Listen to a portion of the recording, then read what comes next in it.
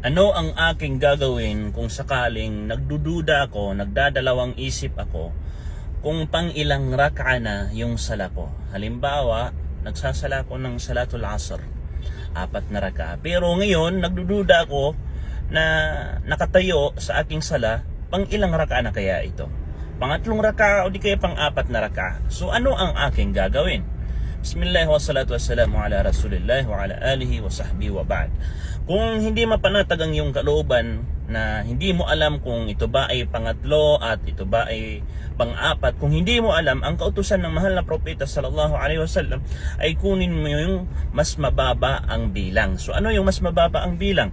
Yung 3 raka. So yun yung itutuloy mo. Yung pangatlong raka, yun yung itutuloy mo. Kasi yun yung mababa ang bilang kaysa sa 4 na raka.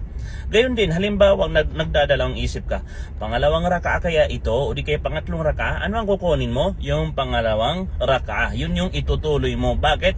Dahil yun yung mas mababa ang bilang at hindi pa panatagang yung kalooban kung saan talaga ang tama sa dalawang ito. Wallahu ta'ala alam.